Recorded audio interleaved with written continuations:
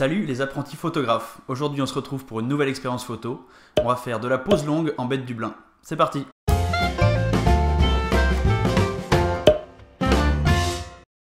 Comme vous l'avez compris, le but des expériences photo, c'est de faire des nouvelles expériences, des choses que j'ai jamais faites et de sortir complètement de ma zone de confort. Donc cette fois, j'ai décidé de me pencher vers la pose longue. Et pour ça, je me suis acheté un petit filtre neutre. Un filtre neutre, c'est cette bête-là. Bon, je ne vais pas présenter ce petit objet en détail parce que j'aurai une vidéo dédiée sur le sujet un peu plus tard. Mais en gros, c'est un filtre qui se visse sur l'objectif et qui bloque une partie de la lumière. Et de cette manière, ça permet de faire des poses longues même en plein jour. Parce que si on n'a pas ce filtre, en plein jour, quand on essaie de faire des poses longues, des poses de 10 secondes, 15 secondes, 30 secondes, voire plus, le résultat est complètement surexposé, la photo est toute blanche et on voit rien. Donc ce petit filtre là, c'est un filtre ND1000 qui va multiplier le temps de pose par 1000. Si par exemple j'ai fait mes réglages et que pour faire une photo, j'ai besoin d'un temps de pose de 1 centième de seconde, en utilisant ce filtre, on va multiplier par 1000 le temps de pose, donc on va avoir un temps de pose de 10 secondes. C'est aussi simple que ça.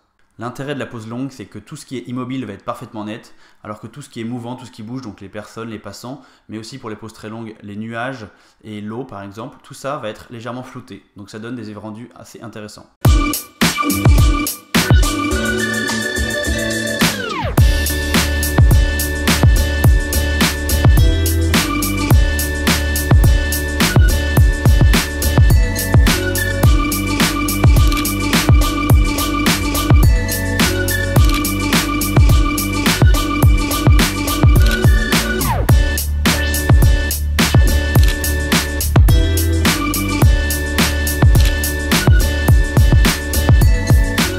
Bon, comme vous avez pu le voir, il s'agit d'une expérience assez courte parce que j'ai été interrompu au milieu, j'ai pas eu beaucoup de temps, mais j'ai quand même pu avoir quelques photos sympas et surtout j'ai pu faire les essais que je voulais faire.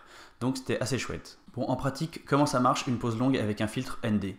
Alors c'est assez simple, on visse le petit filtre sur l'appareil photo, on met l'appareil photo sur un trépied, on choisit un temps d'exposition assez long. Par assez long, on entend supérieur à 1 seconde, mais il n'y a pas vraiment de limite, ça peut aller jusqu'à plusieurs minutes. Ça, il faut faire vos essais par vous-même parce que ça va rendre des rendus légèrement différents. Et ensuite, on déclenche et voilà, on a une pose longue. Bon bah, je suis pas du tout expert en pose longue parce que j'en fais vraiment pas souvent et puis en plus, c'est la première fois de ma vie que j'utilise un filtre ND. Donc vraiment, je suis pas un expert, mais je vais quand même vous donner 3 petits conseils que j'ai retenus de mon expérience. La première chose, c'est qu'il faut vraiment utiliser une télécommande ou alors utiliser le retardateur 2 secondes. En fait, si on n'utilise ni l'un ni l'autre, on va faire trembler l'appareil au moment d'appuyer sur le déclencheur et ça va rendre la photo floue parce qu'il y aura eu un léger mouvement.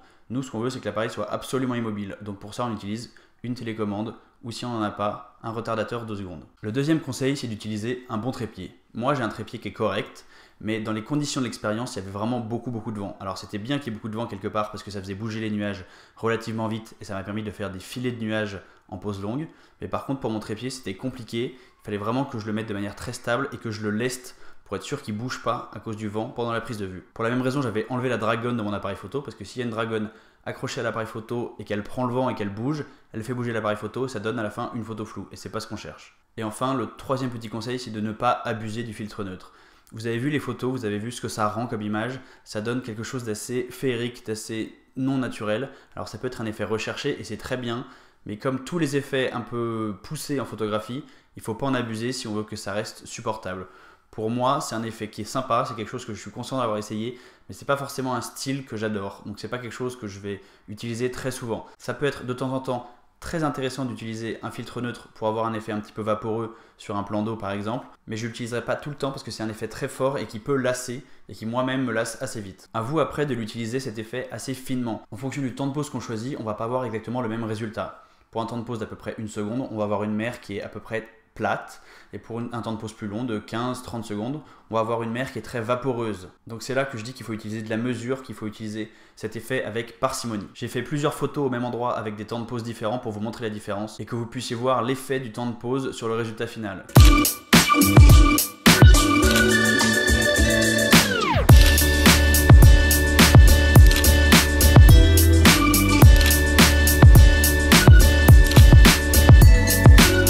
Comme vous pouvez le voir, le rendu est très différent. Dans un certain cas, ça reste assez proche du naturel, alors que plus le temps de pose est long, plus ça a un rendu, un aspect irréel. Voilà, c'est tout pour cette vidéo. J'ai vraiment adoré faire cette expérience. Comme je vous dis, c'est pas forcément un effet que moi j'utiliserai au jour le jour, mais c'est vraiment quelque chose de complètement différent et j'adore faire des choses complètement différentes.